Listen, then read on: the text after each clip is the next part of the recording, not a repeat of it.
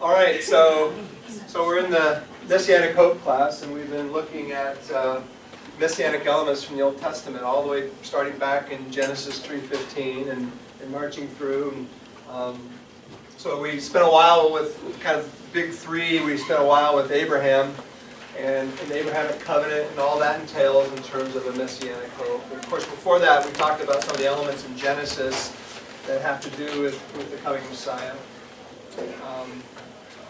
We looked at the Exodus and spent a while in the Exodus and how the whole Exodus paints a big picture of the coming Messiah.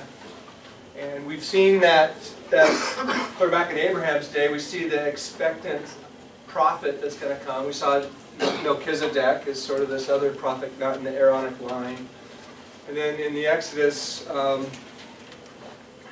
we saw the coming priest, we see the coming prophet. Now we're going to focus on the coming of the king, which is sort of, when we think of Messiah, that's the one we tend to think of as Jesus being the coming king. Although all those roles are wrapped up in Jesus. He's the ultimate high priest, he's the ultimate prophet, and he is the King of Kings, Lord of Lords, and King of Kings. And so we're going to camp a little bit with David. So we'll see how long this takes. I don't know. These always take longer than I think. So let's see how far we make it with David. So I'll go ahead and open in prayer and we'll dive in. Jesus, just pray you just open the scriptures to us, Lord, that we would see what you would have us see. And Lord, we long for a day when you will come and set up your kingdom. And just thank you for what you've done, why you came and died for us, and why that was such a key element in having your reign.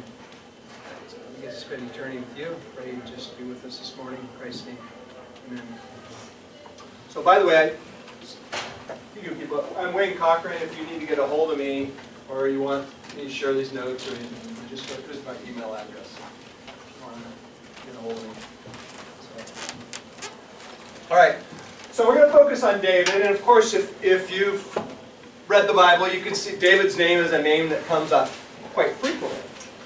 Matter of fact, when we started this class, the very opening words of the New Testament was the genealogy of Jesus Christ, the son of David, the son of Abraham. So the very first breath of the New Testament, you're dealing with the characters David and Abraham, right? I mean, so you can't even get through the first verse of the New Testament.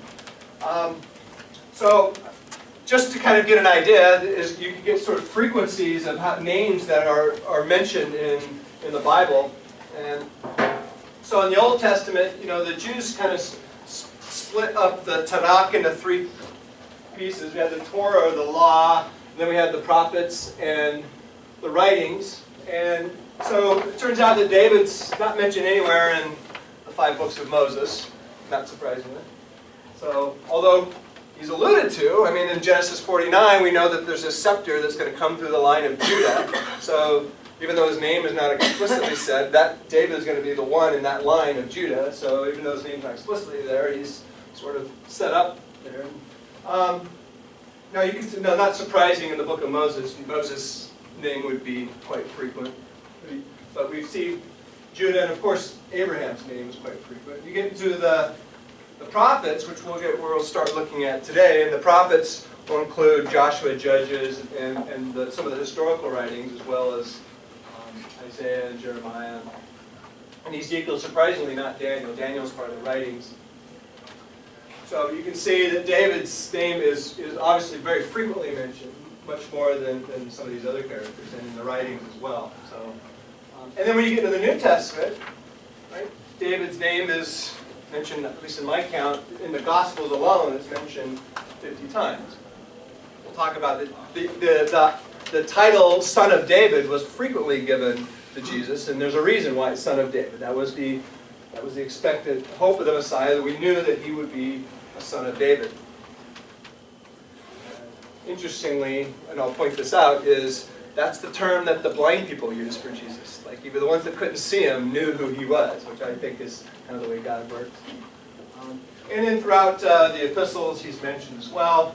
And of course in the book of Revelation, he's the Lion from the tribe of Judah, and he's not just the offspring of David, he's also the root of David. So he's He's not just a descendant of David, David's a descendant of him. Right? And that's the great question that he threw back at the Pharisees and Sadducees. Whose son is the Christ? If in Psalm is it 110 where it says, the Lord said unto my Lord, right? Well, who was Lord over David, right, at that time that could have been around at David's time? So the only way you can explain that is if David is not just the offspring, or Jesus is not just the offspring of David, but he's also predates him as well. So anyway, so you can see in my count, so some of the other names, you can see David by far has sort of the biggest count. So David is obviously a critical element, and it's all wrapped around this idea of the king.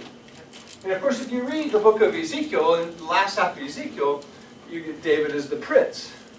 And then there's a Messiah element there. And, so anyway, point out that understanding who David was is obviously very important to understand the Bible. Like I said, you can't even get through the first breath of the New Testament without his name. Any of these other counts sort of surprise you? I think the Gospels where Abraham is actually less than David surprises me. That what? It surprises me that Abraham is less than David in Yeah. the Gospels.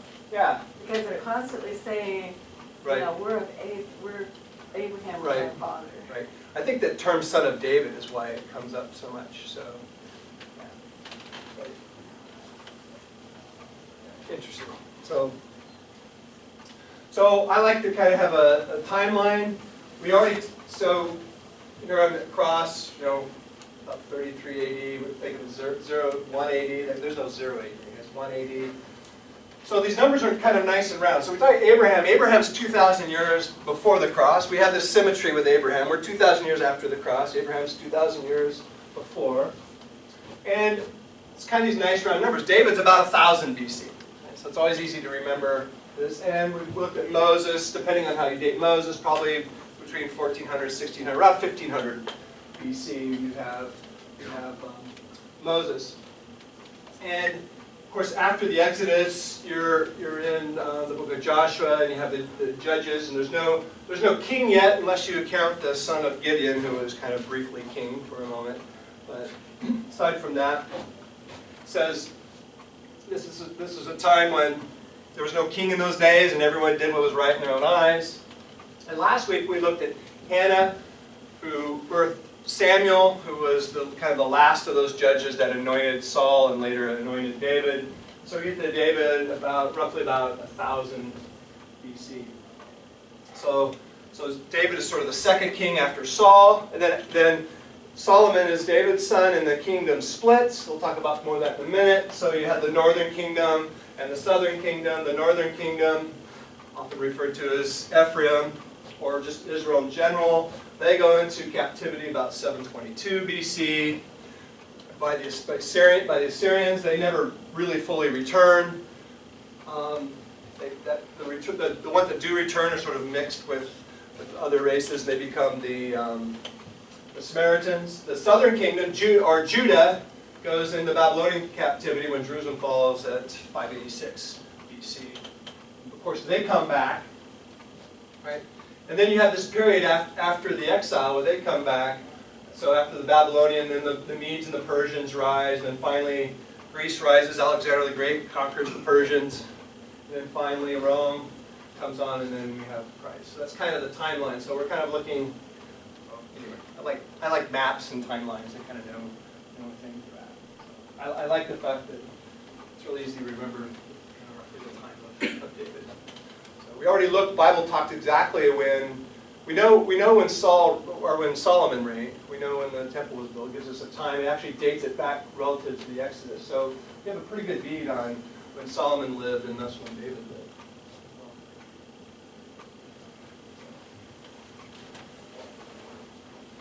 So where does David fit in back into the Abrahamic covenant? Abraham was promised this people that would be like the stars of the sky and the sand of the seashore. And so when Abraham had the miracle-born son Isaac, we looked at. Isaac had Jacob, whose later name was changed with Israel, and he had the 12 sons and daughter. So the patriarchs, beginning with Reuben and Simeon. So we had Levi. And we know Samuel's a descendant of Levi, so Levi and Moses is a descendant of Moses and Aaron are descendants of Levi. That's the priestly line. And then we know we have Judah. And Judah's, that's the particular line, that's the kingly line. In Genesis 49, we looked at that's the scepter is going to go through the lions, the lion and the scepter is going to go through Judah, and by Jacob's blessing to Judah. We see that. Which is interesting because you get this lineage when you read Matthew chapter 1. You get this lineage back to Judah. Was Judah good guy, bad guy? I mean, how would you characterize Judah? Messed up. Yeah. We all. Yeah.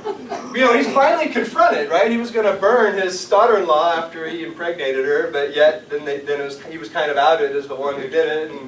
And of course, then it seems like his life kind of turned around at that point. So, I don't know. So anyway, so in Judah, and then through Judah, we looked last time before Hannah, we looked before that at Ruth, and Ruth, who was the Moabitess, who was a perennial enemy of Israel. But she was grafted in this line, and she became the great-grandmother of David, Ruth, great-grandmother of David, and David. And of course, this is the line through which Christ will come. So, and Benjamin was kind of the smallest of the tribes, and that's where the first king comes from, Saul.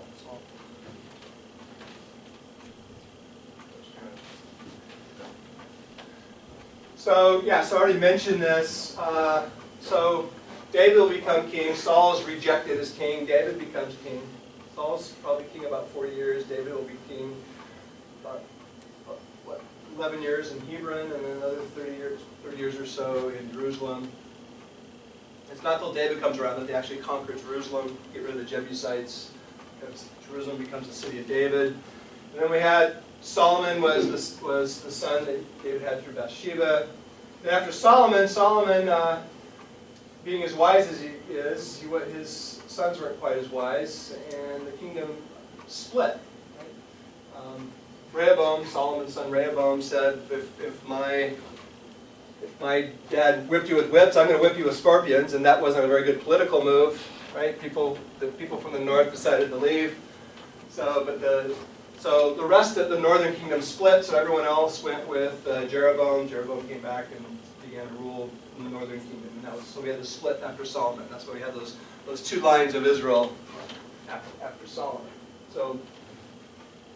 So David and Solomon's time was sort of the peak of, at least the early peak of Israel in terms of their dominance. So if you look at a map during the time of Saul and David, you can see here's the Dead Sea, and you can see the Jordan River. And this is the whole area that was sort of dominated by them, all the way up through Tyre and Sidon, all the way down to Kadesh Barnea. Even you can see the area east of the Jordan, which isn't quite the full area that was promised to Abraham, but that's, and then you can see after the split, you see things, right, the kingdom of the north, Israel, and then the kingdom of Judah, split, and then things kind of, different tribes came and went after that point. So just kind of a quick over. Any questions on kind of historical context of David? You all kind of know these stories. So now, this isn't true anymore, but it used to be there was a standard for the length of a meter, right? 50 years ago, if you want to know the length of a meter, somewhere I think over in England or France, there was an actual, like a platinum uridium bar that was the official meter. That was the definition of a meter, and everything was measured by that. Of course, now they have other ways that are more accurate for the official definition of a meter. And so David became sort of the official measure of a king, right? All the kings were measured with David. Like, let's go ahead and just, if you open to 1 Kings 11.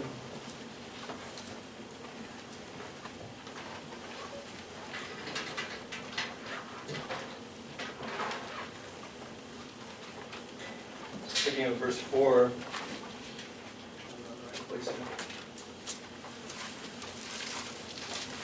So beginning with Solomon, it says he had 700 wives, princesses, and 300 concubines. I don't know how you manage this. If you're counting, that's 1,000 wives. I don't know how you manage that. And his wives turned away his heart, for when Solomon was old, his wives turned away his heart after other gods, and his heart was not wholly true as the Lord his God, as was the heart of David his father. For Solomon went after Ashtaroth, the goddess of the Sidonians, and after Milcom, the abomination of the Ammonites. So Solomon did what was evil in the sight of the Lord, and did not wholly follow David, or follow the Lord as David his father had done. And you can, if you skip down to verse 38, if you will listen to all that I command you, and walk in my ways, and do what is right in my eyes, by keeping my statutes and my commandments, as David my servant did. So these are all examples. If you skip through it, these are all good. Go to 1 Kings 14 and look at verse 8. This is he's telling, go tell Jeroboam, thus says the Lord, the God of Israel, because I exalted you from among the people and made you leader over my people Israel, and tore the kingdom away from the house of David and gave it to you, and yet you have not been like my servant David, who kept my commandments and followed me with all his heart, doing only that which was right in my eyes. And this goes on and on. Each of the kings, some of the northern kings and the southern kings, are all compared to David. Right? They're all compared as, for the most part, all the northern kings were evil, and most of the southern kings were evil as well, but they're all ultimately compared to David. So there's a few that were like David. 1 Kings 15:11. And Asa did what was right in the eyes of the Lord, as David his father did. So you can see there were some of the kings that were compared to David in a positive way. Most of them were compared in a negative light. So David becomes the king by which all other kings are compared. And this idea permeates all the way up into the New Testament. Right? The idea of David, even ideally in the Jewish mind, was the ideal king. And so the Messiah is going to have to come from that ideal. And of course, Jesus is really going to be the King of Kings. But everyone's compared with David. So David is the standard by which kings are measured. So there's something very special about David in that regard. So he's the platinum uridium bar. So major covenants. I keep coming. This is a slide I show a lot. We've looked at the Abrahamic covenant, which was these are covenants that all the scaffolding of Scripture hangs on these covenants. God is a covenant God, and this promise to Abraham, right, that there would be a land that he would own, there would be a people that would come from him, and a seed that would come from him, and then there would be a blessing, and that blessing would extend to the whole earth. Right? That's the whole encompassing of the Abrahamic blessing. Then we looked at the Old Covenant, the Mosaic Covenant in Exodus 19, where that's where the whole giving of the law at Sinai is wrapped up in that. And then the one we're going to camp on now is what's called the Davidic Covenant. In 2 Samuel 7, where we're going to focus on. And this is the idea of this eternal kingship that's going to come from David. And of course, probably the most important one in Jeremiah 31, the New Covenant. When Jesus breaks the bread and then takes the cup, he says, "This is the new covenant in my blood." And that was the one where the law would be written on their hearts. And that's what ultimately would bring in righteousness. But major covenants, as far as the king is concerned, the Davidic covenant, all about the king and the promise of the king that would come from David. We'll camp on that for a while. So he's a mediator, or the name attached to one of the major covenants in the Old Testament. That's what we're going to camp there. We're going to look at these in some detail. When you read the Psalms, you can see the application of the Davidic covenant. This expectation dominates a lot of the Old Testament. This idea of a coming king. Psalm 2 is one mentioned a lot. Just briefly look at Psalm 2, just so you have it in your head. A couple Psalms that really sort of sum up the role of the coming king. So David died. but there's some sense in which there would be someone that would come from David that would be this ultimate king. I always say Psalm 2 is a great psalm to recalibrate your mind. If you get up in the morning and read a newspaper or read the news and you get kind of depressed about who's in charge and who's running things and it's kind of depressing, Psalm 2 is a great way to recalibrate. It says, "Why do the nations rage and the peoples plot in vain?" It's kind of a good summary of nations today. "The kings of the earth set themselves and the rulers take counsel together against the Lord and against His anointed." That's the word Christ or Messiah. That's saying, "Let us burst their bonds apart and cast away their cords from us." They see it.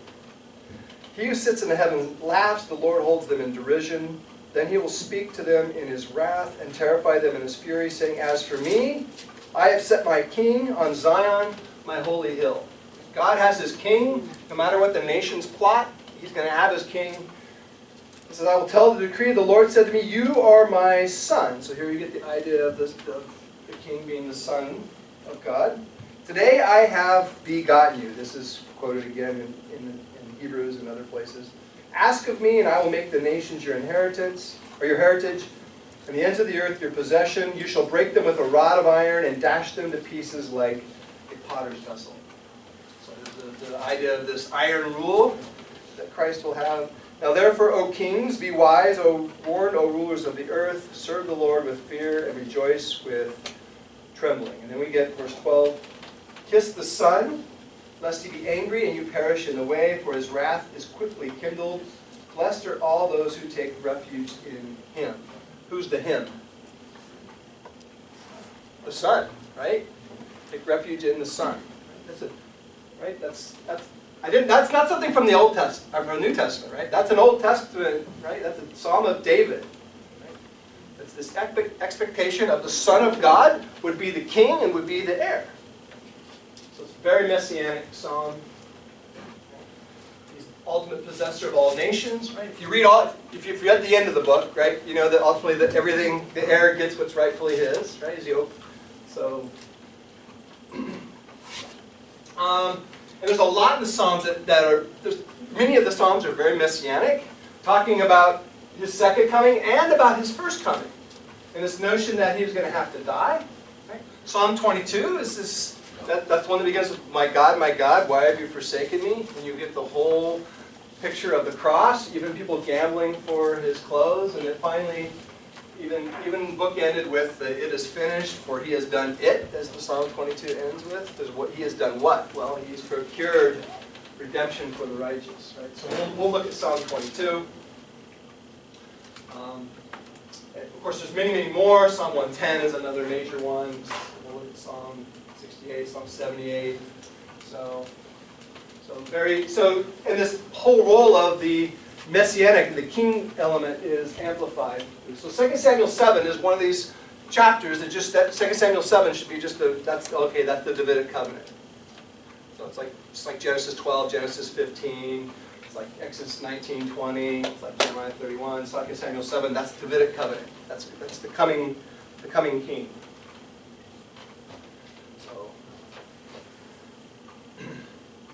So we already saw that David is mentioned in the very opening breath of the New Testament, in the genealogy that Matthew gives of Christ. And it's significant if you notice that there's 3 sets of generations of people. There's 14 generations, and 14 generations. So numbers were big to the Hebrews. And there's this idea of this gematria, this adding of numbers. Now, if you were a kid and you were going to learn the Hebrew alphabet, one of the roles is to read Psalm 119, right? 119 is an acrostic. So it's like the first set of verses begin with their letter A, then the next set begin with their letter B. I grew up with Dr. Seuss. That's how I learned the alphabet. They would grow up with Psalm 119, learn the alphabet. And so the numbers of these were important. So for David's name in some sense added up to 14. Right? So there's gaps in those genealogies you have in Matthew 1, but they're designed. Matthew set it up to add up to this 14, which we understood to be kind of the number the number of David. So these, from Abraham to David, there were 14 generations. From David till the Babylonian exile were 14, and then from the Babylonian exile to Christ were another 14 generations, as Matthew records it. So Christ's birth, it's really important. He's mentioned as the son of David. And Matthew, right in the New Testament, wants to establish that fact right out of the chute, that Jesus Christ has all the credentials to be that king, that expected Messiah. That's the expectation. You can see this idea, the son of David, is echoed in his birth. And we know that Christ to be born in Bethlehem, the city of David. In Luke 3, you got his genealogy. But all these sort of emphasize this idea that he's the son of David. And we'll look at that when we get more to talking about towards Christmas time. I mentioned this earlier, that one of the titles for Christ was Son of David. What I think is interesting, the people that reference that term the most, and I don't know when I first noticed this, but they're like, you notice first of all, it's the blind men. If you turn to, say, Matthew 20:30.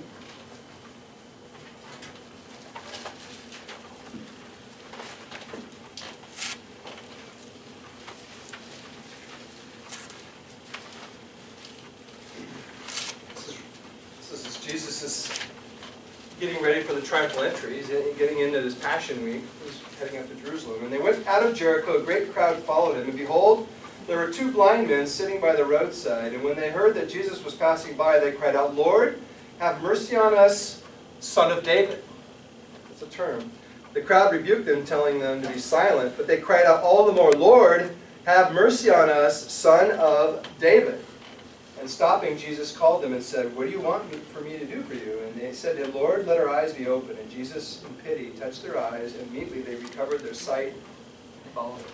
So there's Jesus recovering sight. That did never happen in the Old Testament. People rose from the dead in the Old Testament.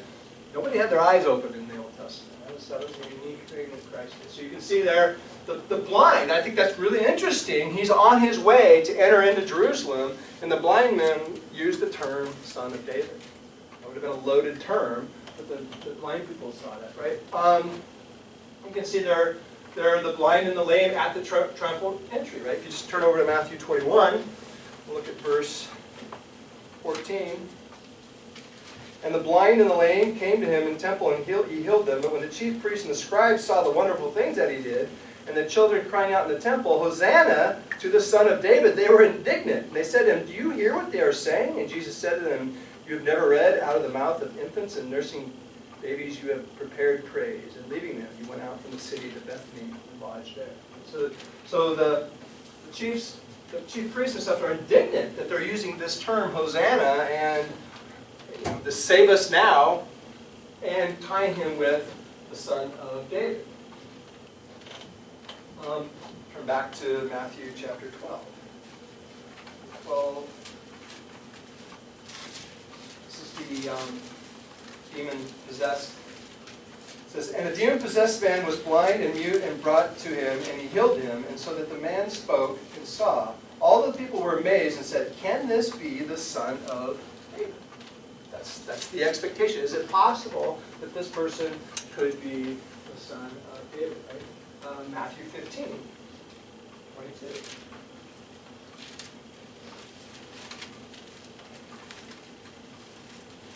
And Jesus went away from there and withdrew to the district of Tyre and Sidon, that's way up north. And behold, a Canaanite woman from that region came out and was crying, "Have mercy on me, O Lord, Son of David." This is a Canaanite woman using this title.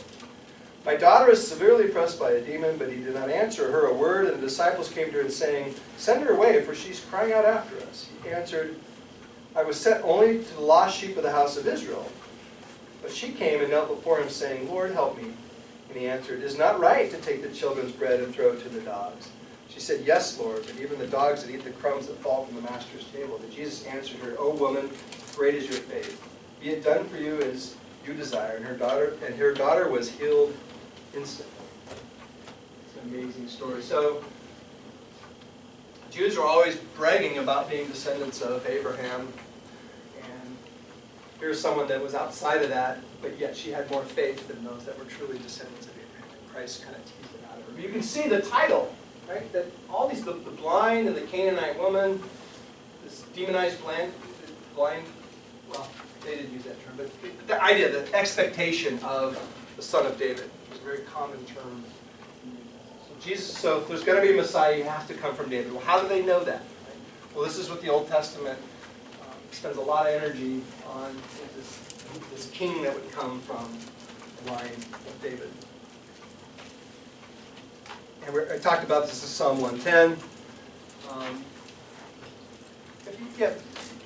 Turn to Psalm 110. Read the first. I already read Psalm 2. Psalm 110 is another Messianic psalm. So this is a psalm of David. And it says, the Lord, and in my Bible, the Lord's in all caps, so that's Yahweh, said to my Lord, so who's the second Lord? Sit at my right hand until I make your enemies your footstool. So David's in on this conversation where God is talking to, Yahweh is talking to David's Lord. Well, David is king. Who would be Lord over David? I mean, it's like, and this is the very thing that that Jesus brings up. I don't know, but I think it's in Luke. Let's see if I get myself in trouble. Well, they asked him the question. You remember the questions they asked? They asked Jesus, first of all, should we pay taxes to Caesar? The scribes and the Pharisees had a question. Should we pay taxes to Caesar? Right, and that's when he says, well, give me a coin. Whose picture's on the coin? And it's Caesar's. Well, render to Caesar the things that are Caesar's, render to God the things that are God's. So he deals with that. Then the Sadducees come and who don't believe in a resurrection, ask him this question about this guy that, actually this woman married all these different men, right? And the resurrection, whose wife would she be? And that was their kind of strange proof that there could be no resurrection. Of course, Jesus said, God is the God of Abraham, the God of Jacob, right? He's not the God of the dead, but of the living. So he kind of shuts them up. And then at the end of this whole thing, and of course, then the next person, as a lawyer, comes and asks him, what's the greatest commandment? He tells him that, love the Lord your God with all your heart and all your soul, and to love your neighbor as yourself. Those are the two great commandments on the whole law hangs. And finally, Jesus, after he's asked all these questions, they're afraid to ask him any more questions. Jesus asks them a question. He says, whose son is David? Right? Well, they know that the Messiah is going to be son of David, but who is the Lord in Psalm 110? Who is David talking to? And they recognize that's a Messianic psalm. They recognize that Lord in Psalm 110 is the Messiah, but Jesus is asking them a really simple question. If that Messiah is going to come from David, who in the world is David talking about in the opening verse of Psalm 110? Who would have been Lord over David, and that God, Yahweh, was talking to that person? That's the question. And of course, they don't have an answer. Right? They don't have an answer for Jesus, and they quit asking questions because they're afraid he's going to ask them a question. Well, we know the answer to that. In Revelation, we know that he's not just the offspring. He's the root of David. So he already said things like, before Abraham was, I am. So this idea that he was pre-existent is already kind of established. So yeah, Acts uses this argument about Jesus being the son of David, and you've killed this king. He quotes Psalm 110 to show that he had all the credentials to be the Christ and the Lord of Psalm 110. Jesus had all the credentials for being that ultimate king. And they were already mentioned in Revelation. Jesus, at the very end, says, I am the root and the descendant of David, the bright morning star. So Jesus is the Alpha. Revelation, he's the Alpha and the Omega. He's the beginning and the end. He's the I am. He is both the root and the offspring of David. He is the king. When he returns in Revelation 19, it's written on his thigh, King of Kings and Lord of Lords. He's the ultimate king. So anyway, so that's my setup. So everything I've just gone over now is just to sort of convince you that David's a big deal, right? And his expectation of the king that would come from David is really important, right? So if you've read the Bible at all, even if you've just read the Gideon New Testament, you realize that David was a major player. Like, you can't get through the first breath. Just like Abraham, you can't get through the first breath of the New Testament with David. So David ties the kingship, and why is that? So I want to get to the heart of that. So that's going to be the Davidic covenant. I should have tried loading this earlier. Please load. Please, Lord. Please, Lord. Does that work? 'Cause I was right at home. What's that? Does that work, It's please? interesting. Actually, I downloaded this early this morning. So it's not loading. It's very strange. It doesn't have to go over a network. I'm connected to a network, even if I have to. Huh. I know another way. I did this last week. Let's see if I can. Give me a sec here. See if I can find. It's on my Dropbox. Yeah, that's cool. That's ultimately what we're going to look at. I like having my props. Uh-oh, am I not? Let's see. Sorry, give me a sec here. Let's see if I can. Let's turn this. Oh, that's why I'm connected to the wrong network. Oh, I'm not connected to their. Let's just turn that off. Try this again. Sorry. So, hey, there we go. Hey, we got it. All right. So I was trying to. I don't know why I had to do that. So anyway. So actually, that's what I want. All right. So 2 Samuel 7. So this is going to be one of these chapters that should ring in your head about the Davidic covenant. Now we've already seen elements of kingship before this. What elements that there would be a coming king? We've already mentioned some that you see before we even get to David. How do we know? Where does it talk about a coming king? Go back to Genesis. Where in Genesis does it talk about a coming king? So the serpent, you've got the crushing of the head.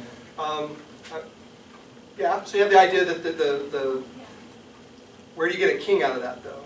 I mean, you get the idea of a king, someone that would rule over, that would crush the serpent's head. We know that happens at the cross. But remember his promise to Abraham is what kinds of people would come, and he promises both to Abraham and to Sarah that there would be kings that come from you.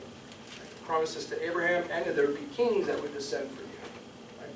But you get to Genesis 49 with Jacob blessing his children, and when he gets to Judah, right, he says that the scepter is not going to depart from you. This idea of the scepter, the rule of a king. Do we get anything in Exodus about the coming king? Well, you get Deuteronomy. It talks about Deuteronomy 17 about when you have a king. There's this idea that there'll be a coming king. And you get the notion of a king coming when you read Joshua and Judges, but it hasn't come yet. So finally, So there are elements, right? Even going back to Genesis 3:15, there are elements of a coming ruler and of a coming king, specifically a coming king that are even before David. So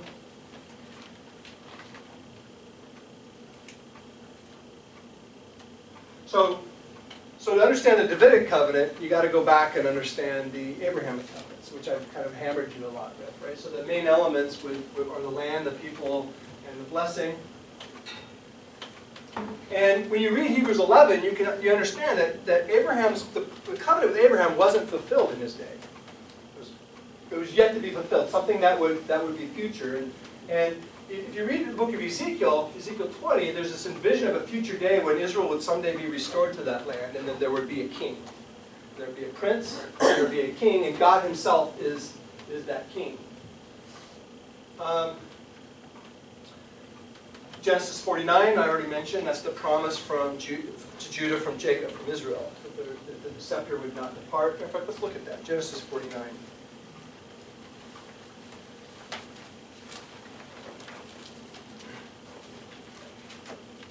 So he gets to Judah in verse 8. He says, Judah, your brothers shall praise you. Your hand shall be on the neck of your enemies. Your father's sons shall bow down before you. Judah is a lion's cub. From the prey, my son, you have gone up. He stooped down and crouched as a lion, and as a lioness, who dares rouse him? The scepter shall not depart from Judah, nor the ruler's staff from between his feet, until tribute comes to him, and to him shall be the obedience of the people. So there you have the idea. You're going to have the king. It's going to dominate. It's going to rule. It's going to have a scepter. We know later on in Psalm 2 this is going to be the iron scepter. And to him will be the obedience of the people. Which still, in my count, hasn't fully happened yet. But will happen someday.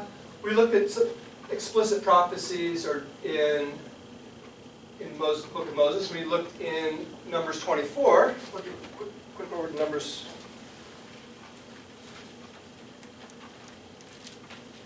24. This is Balaam's final oracle.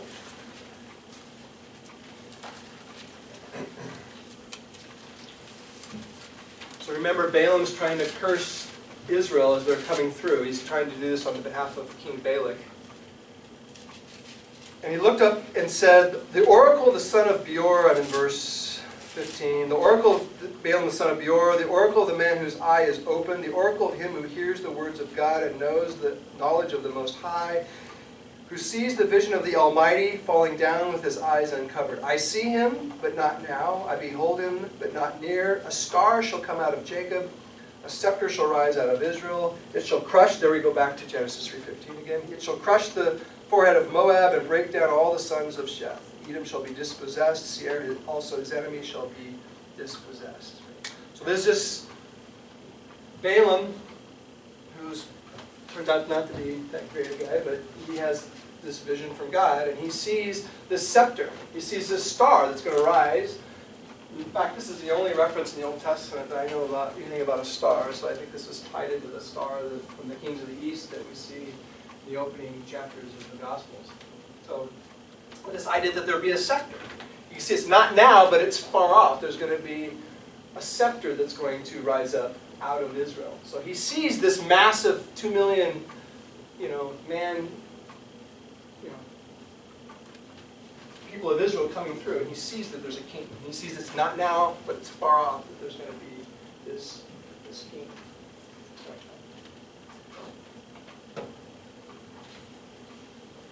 So, but now skip forward 500 years or so, and we had last week we looked at Samuel. Samuel, the first king that's anointed from the house of Benjamin, was this tall guy named Saul. And so they demand a king. Now there's an expectation for a king already, but the people of Israel, what do they want in a king at that point? Why do they even want a king? Why do the people of Israel, if you harken back, why are they asking Samuel for a king? Do you like the other nations? Yeah, they see everyone around them, right? They want to be kind of part of the group. They all have kings, and they want someone to lead over them, make these decisions for them. Right? So they ask for a king, and God sees this as a rejection of him. Right? They don't want God to be a king. They want a king that's just like all the other nations. So God grants them their wish. He gives them a king. He gives them a king kind of like what they would expect, a big, tall guy.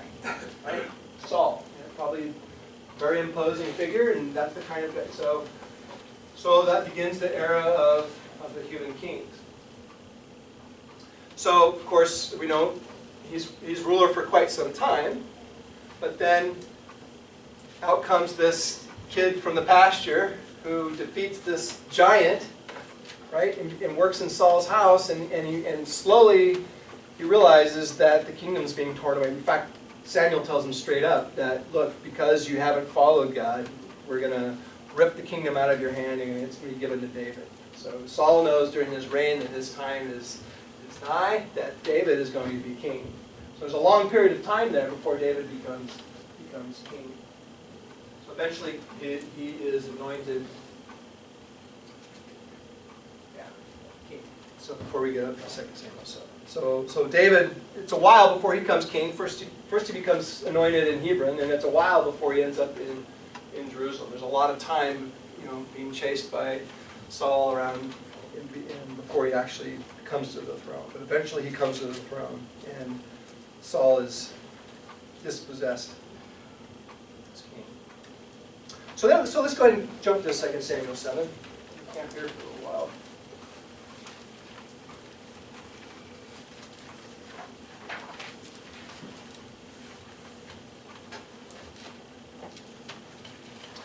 So this is sort of the high point. David has, at this point, he's captured Jerusalem. He's kicked out the Jebusites. He's built his cedar house for himself. And God's house is still the tabernacle. They've got the Ark of the Covenant there. It's brought back from the Philistines, and he has peace from all his enemies. And that's kind of where we're at when we get to chapter 7. So it says, when the king had lived in his house, and the Lord had given him rest from all his surrounding enemies, the king said to Nathan the prophet, "See now, I dwell in a house of cedar, but the ark of God dwells in a tent." You know, this tent, this tabernacle, goes all the way back to the days of Moses. Right? That's where the ark was kept in the Holy of Holies. And David realizes, man, I'm living in this big house, but God's still living in a tent. Right? That's his idea. He wants to build a house for God. So God's going to turn this notion of a house the other way around. Instead of God building, or David building a house for God, God is going to build David into a house. That's kind of the play on words. So, the king, and Nathan said to the king, "Go, do all that is in your heart, for the Lord is with you." So Nathan initially says, "Yeah, that's a great idea. It's a good." But then it says, "But that same night the word of the Lord came to Nathan. Go and tell my servant David, thus says the Lord, would you build me a house to dwell in? I have not lived in a house since the day I brought up the people of Israel from Egypt to this day, but I have been moving about in a tent for my dwelling." Because you remember how when they're in the wilderness, they would, how the cloud, God would come down and descend and would be in the tent. Right? And so that's... "In all places where I have moved, with all the people of Israel, did I speak a word with any of the judges of Israel, whom I commanded to shepherd my people Israel, saying, why have you not built me a house of cedar?" God's saying, this is something I never requested. I never asked to be built some big castle or some big church or some big, to be in. That's not something I ever asked. Not that David's intentions are not good. "Now therefore, thus says you shall say to my servant David, thus says the Lord of hosts, I took you from the pasture, from following the sheep, that you should be prince over my people Israel. And I have been with you wherever you went, and have cut off all your enemies from before you. And I will make for you a great name, like the name of the great ones in all the earth." So now we're into the covenant, right? So already we got the notion. What he's going to do for David. So the first thing he's going to do is he's going to make a great name, like the name of all the great ones of the earth. "And I will appoint a place for my people Israel, and will plant them, so that they may dwell in their own place, and be disturbed no more. And violent men shall afflict them no more, as formerly, from the time that I appointed judges over my people Israel. And I will give you rest from all your enemies. Moreover, the Lord declares it to you that the Lord will make you a house. When your days are fulfilled and you lie down with your fathers, I will raise up from your offspring after you, who shall come from your body, and I will establish his kingdom. He shall build a house for my name, and I will establish the throne of his kingdom forever. I will be to him a father, and he shall be to me a son. When he commits iniquity, I will discipline him with the rod of men, with the stripes of the sons of men. But my steadfast love will not depart from him, as I took it from Saul, whom I put away from before you. And your house and your kingdom shall be made sure forever before me. Your throne shall be established forever." In accordance with all these words, in accordance with all this vision, Nathan spoke to David. So there we just read the whole thing. That's known as the Davidic covenant, and it's fairly loaded, right? So you get the idea. David's intentions are good. He still sees this tent. He's brought the ark back. Remember the big party they had? I mean, David danced just before the Lord and made his wife really mad that he did that. And he was really excited. Remember the Philistines had captured the ark. Clear back in the days of Eli. The Philistines had captured that. And finally, David got hold of this and was bringing it back. But you remember when they first tried to bring it back, they didn't treat it with the proper reverence. When it started to slip off, one of the guys just tried to reach out his hands and hold it up, and he died. And that stopped the party. And they left the ark with some guy for a while, and they just left it there. But then that guy was being blessed, and so David went ahead and carried it the rest of the way in, and he danced with all his might before the Lord, because he realized, I'm bringing the Ark of the Covenant, which symbolizes God's presence, and I'm bringing it to Jerusalem. So this is finally that his enemies, the Philistines, have been defeated, and all his enemies all around have been defeated. It's a time of peace David up to this point has been a man of war, but now he's finally got to the point where he's defeated his enemies. And it says God's the one who cut him off, right? Cut off all his enemies. And so he's built this big house, cedar house for him, and now he wants to build a house for God. Right? Now, in some ways, it seems sort of strange to want to build a house for God to dwell in. Like God really is going to be happy with anything that we're going to build him, right? I mean, he says in Acts 7, heaven is my throne and the earth is my footstool, right? If you have any understanding about this universe you live in, right? You know, there's 100 billion stars in our galaxy, and there's 100 billion galaxies, you know, around, and we're kind of just, you know, I mean, just look at think of the whole universe, and you think, yeah, I'm going to build a house for God to live in? The God who created all that? It's kind of nonsensical. But still, David's intentions are good, but God's going to turn his request on its head. He's instead, if you want to build me a house, I'm going to build you into a house. And that is the essence of the Davidic covenant.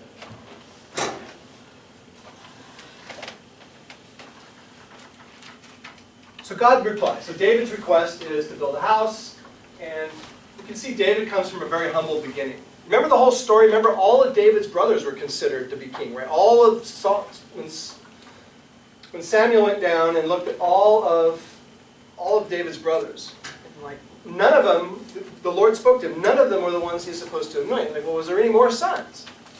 And David said, yeah, there's one more kid out there. Well, bring him in. So they bring David, and he's the small guy that's been out tending with the shepherds. He's the youngest, right? He's the seventh son. And so he comes from this very humble beginning. And Samuel anoints him. And of course, later on, as you know the story, he's the one that goes and slays Goliath. But God has been with David. God was with David. That's very clear when you get to when he slays Goliath. That God is with him. And so he starts with this humble beginning, which is quite typical. Jesus himself begins with he's born poor and all the things that as a type, David as a type, but Christ as an antitype. You get the same idea of a humble beginning, becoming his king. So he says God's promise to David has many different components. The first thing he said, I will make for you a great name. Here we are, 3,000 years later, talking about David. How many people from 3,000 years ago that you still talk about? David has a name, a great name. I mean, even if you just ask people on the street, right, most people have heard of David. So that's the first element. He's going to have, I will make for you a great name. So that's the first component of this. The second thing is this, notice in verse 10. Verse 10, he says, and I will appoint a place for my people Israel, and will plant them, so that they may dwell in their own place and be disturbed no more. And violent men shall afflict them no more as formerly. So he's going to have a place for his people. And their enemies are going to be subdued, and there's going to be peace. Did that happen in David's lifetime? Well, to some degree, right? David, this is kind of the high point. He's defeated his enemies, but it didn't last for a long time. All these enemies, these perennial enemies, as you read the rest of the Old Testament, you see they crop up again. In fact, they're whisked off into Babylon. So there is a sense that this hasn't happened yet. There's still going to come a time when they'll be restored and they'll have this peace. Notice this idea of having a land, a place, is a reaffirmation of all the way back to the covenant with Abraham. Right? Remember that's the promise that they would have a land. So it's amplified in the Davidic covenant. Now they're going to have a land, they're going to have a king. And the idea of there would be a son that would come after him, a seed. Abraham, there would be descendants that come from him, and there would be a seed. There would be a seed that would come from him. That's so the Abrahamic covenant as well. I will give you rest from all your enemies, in verse 11.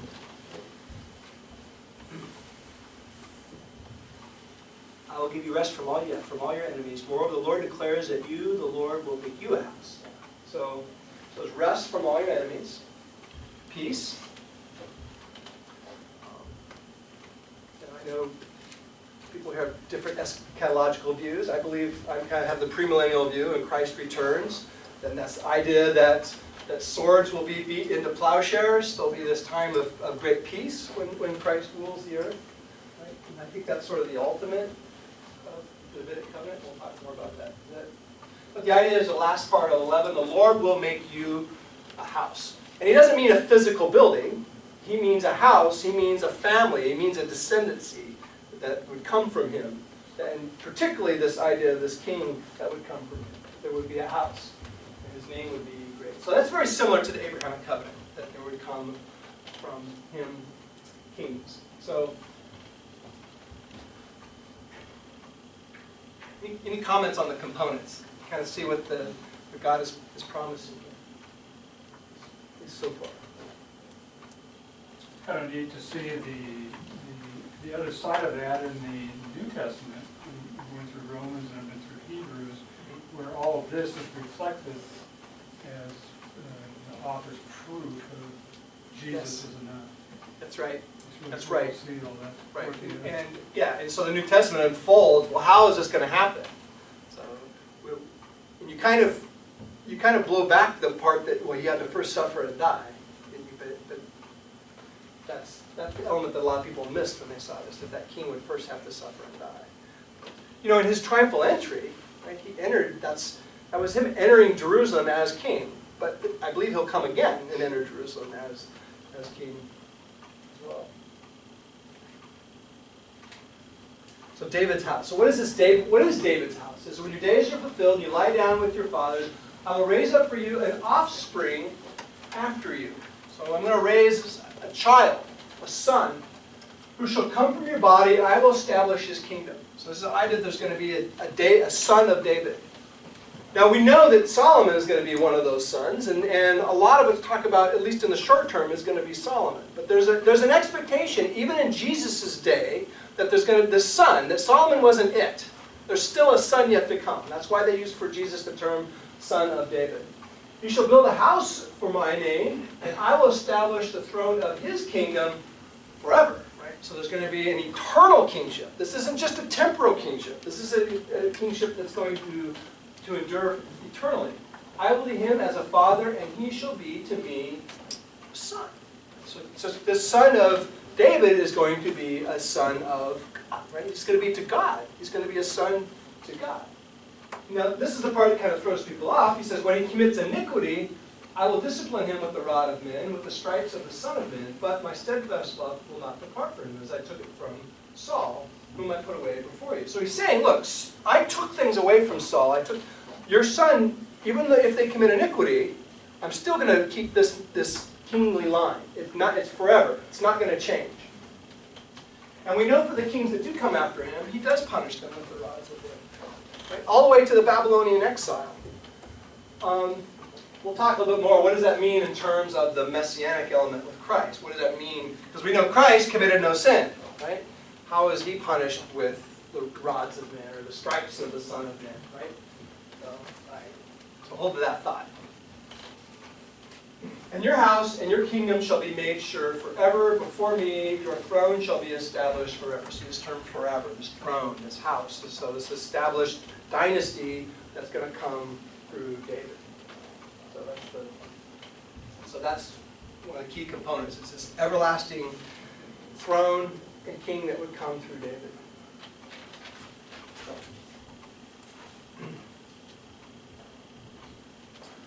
So David's house. So after David dies, the Lord will establish his kingdom of one of his descendants. So David's going to die at some point. Now, David wants to build this temple for God. So they're going to build a temple. There's no temple at this point. Right? So his son Solomon is going to build the temple. And if you remember, what was God's reason for not having David build the temple? It's a man of war. It's a man of war. He wanted a peaceful, right, in Solomon's reign. So he's going to wait to do that. So the son is going to be the one that's going to build the temple. So not David. Well, David's going to procure stuff. He's going to get the cedars from Lebanon and all the stuff ready, and amass the gold and everything that Solomon's going to need to build the temple. His son's throne will be established forever. Right? Forever was again and again. This is something that's not temporal, not just a small. This is something that's going to be permanent. There'll be this intimate father-son relationship between God and this son.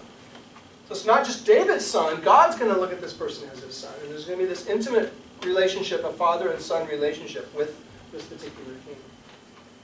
Right?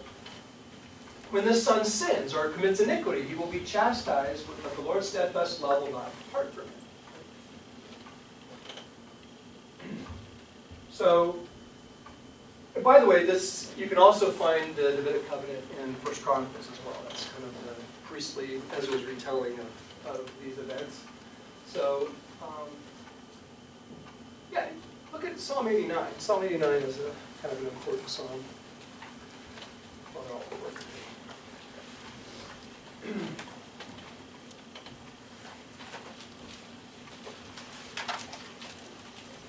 So verse 29, let's see. Verse 27, I will make him the firstborn, the highest of the kings of the earth. My steadfast love I will keep for him forever, and my covenant will stand firm for him. What covenant? Well, this is the Davidic covenant. I will establish his offspring forever, and his throne as the days of the heavens. If his children forsake my laws and do not walk according to my rules, if they violate my statutes and do not keep my covenants, then I will punish their transgression with the rod and iniquity with the stripe, but I will not remove from him my steadfast love or be false to my faithfulness. I will not violate my covenant or alter the word that went forth from my lips. Once for all I have sworn by my holiness, I will not lie to David. His offspring shall endure forever. His throne as long as the sun before me, like the moon, it shall be established forever. A faithful witness in the skies, right? The sun's supposed to turn into a red giant in like 5 billion years, right? So sun, David's throne's going to be around for quite a while. So, right? Now we know, again, there's this. We were talking about the idea of type and antitype, right? There's these Messianic kings were placeholders, and David is a placeholder, Solomon is a placeholder for the ultimate Messiah that would come. So when they commit iniquity, they will be chastised, they will be disciplined. But there's more to it than that. It talks about the stripes that will be on the sun. Right? So keep that thought in mind. What does that mean in terms of Christ? And you can see that the house, this descendancy, this dynasty, this kingdom, and the throne are going to be established forever. So that's all that's entailed in the house part of this covenant.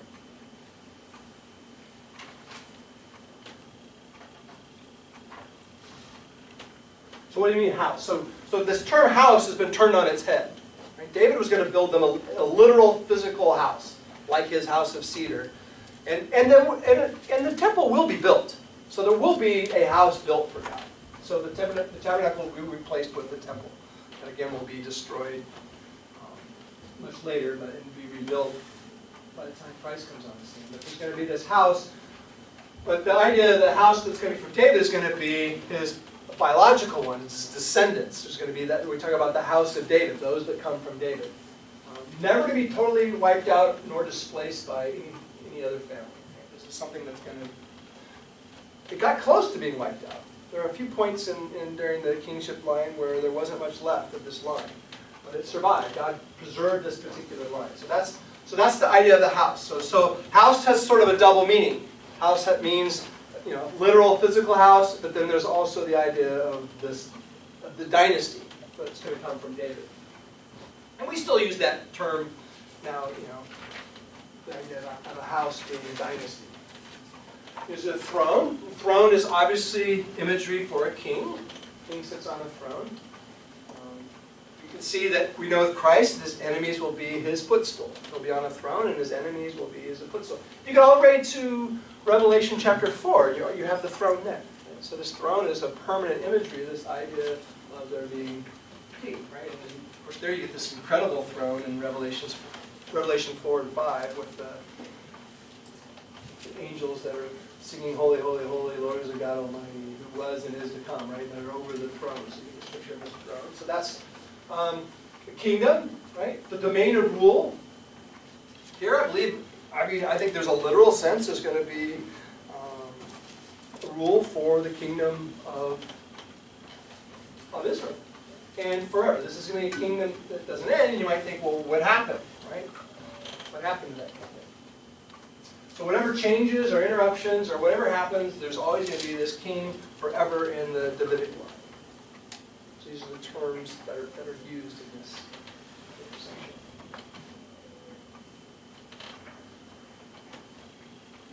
So what about Solomon? So turn to First Chronicles, which is kind of a retelling of these events.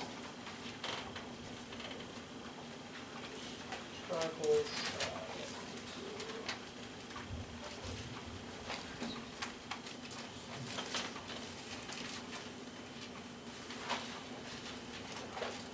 So backing up to verse 2 of chapter 22 of 1 Chronicles, says, David commanded together the resident aliens who were in the land of Israel, and he sent stonecutters to prepare dressed stones for building the house of God. So David's not going to build the house, but he's going to get the materials ready. David also provided great quantities of iron for nails, for the doors of the gates for the clamps, as well as bronze in quantities beyond weighing, and cedar timbers without number. For the Sidonians and the Tyrians brought great quantities of cedar to David. They were up north where all the big cedar trees were, up in Lebanon. For David said, Solomon, my son, is young and inexperienced, and the house that is to be built for the Lord must be exceedingly magnificent, of fame and glory throughout all the lands. I will therefore make preparation for it. So David provided materials in great quantity before his death. So David's not going to build this temple, but he's going to gather all the materials. He's going to go use his power throughout all the land to gather all the cedar and the bronze and the iron, and Solomon's going to gather in the gold. Then he called for Solomon his son and charged him to build a house for the Lord and the God of Israel. David said to Solomon, my son, I had it in my heart to build a house to the name of the Lord my God. But the word of the Lord came to me, saying, you have shed much blood and have waged great wars. You shall not build a house for my name, because you have shed so much blood before me on the earth. Behold, a son shall be born to you, who shall be a man of rest. I will give him rest from all his surrounding enemies, for his name shall be Solomon. And I will give peace and quiet to Israel in his days. He shall build a house for my name. He shall be my son, and I will be his father, and I will establish my royal throne in Israel forever. So you can see sort of the reiteration of the promise. So Solomon's actually going to physically build this temple. His son Solomon. So in the short term, we have Solomon. Yeah. Why is that an issue that David is not qualified because of the blood and the war? Thinking of Revelation, and Christ is the king and the Yeah, great battle Why is that a happened. disqualifier for David? Yeah, so what's God's thinking for that? Anyone have a good answer for that? So, how that would appear? Yeah, so, I guess maybe ultimately Jesus is, when he comes as king, ultimately he's the king of peace. yeah, he's the prince, yeah, he's Even the prince though, of peace. Yeah, he Yeah. had to sort of fight his way through this Yeah. by crushing people. Yeah, And I guess maybe David always had a warrior's heart. yeah, It was only peaceful because he won everything, so he just kind of sat on it. But I don't think he was all that peaceful as Solomon. oh no, I mean, you remember him getting the 400 foreskins of Philistines? Yeah. Can you imagine that expedition? So he was more aggressive, I guess, in his nature. Maybe that's the word Solomon. Yeah, so I have to put it that way. I guess God didn't want the imagery of his kingdom being established by violence. And God didn't want that picture. He wanted something that would be through peace. So it wasn't the picture God was after. So now, David did anything wrong. I mean, a lot of those were the things that David was called to do. Right? He was defeating all his known as enemies. the Prince of Peace. Yeah, David was. What's that? He was never. Yeah, no, right. David was known as never Prince of the Peace, Prince of as Peace. the He name was given. a man of war. I mean, from the very beginning, from his slaying of Goliath, Maybe that's from it. from the killing of Philistines. Yeah. So, yeah. Any other thoughts? Yeah. You know, the church was not established by war. It was established through the King of Peace. Yeah. And the temple represented, the house of God. Yes. The church is the house of God, we're Yeah. the house of God. But it's established by God's grace on us, a Yeah. peaceful act. And so it kind of mirrors the mistake the church has made throughout history, where it decided to conquer Yes. in the name of the Lord. Right. This is a kingdom. Right. The kingdom conquers, Right. but God as a God of people, not a kingdom, Right. but the kingdom of priests, doesn't conquer that way. Yeah. It conquers the heart. Right. So maybe that's, maybe a Sure. background Sure. reason why That's the right. word That's right. guide. It kind of differentiates God from a lot of these other kings and other deities that people worshipped, right? Yeah. They were all through bloodshed. That wasn't God's route. Yeah. Jesus is the Prince of Peace, and He's the only one that can bring true peace. And so this is just part of that. I want this to be done through peaceful means, not through violence. Right? So, but well, I'm going to end there because we're kind of out of time. So, I'm going to look at next week. I'm going to look at some of the Psalms and other Old Testament confirmations of the Davidic covenant and how this is sort of a repeated pattern. So I just wanted to make sure I established the importance of David and this Davidic covenant, and you kind of get the main elements of the Davidic covenant and why that was such a big expectation for the Messiah, this idea of this coming king. And 2 Samuel 7 is the foundation for all those points. Any parting questions on this? So we'll look at a variety of Psalms, Psalm 2, Psalm 110, Psalm 89. There's many different Psalms that have to do with this idea of this kingship. And I'll give you a little bit of my eschatology as well. Not everyone agrees with me, but that's fine. So what I think this means in sort of the grand scheme of that. So there are different views on the ultimate fulfillment of the Davidic covenant. So, which is okay. So I'm going to go ahead and close in prayer. Jesus, we do long for the time for when you are the King. You are the King of Kings and the Lord of Lords, and long for that, for you to be the rightful heir, to gain what is yours, and help this stuff to encourage us in our walk as we look around. Sometimes things around us seem kind of bleak, but we know that you have a plan and that we can trust and hope in you. Thank you for that. In Jesus' name.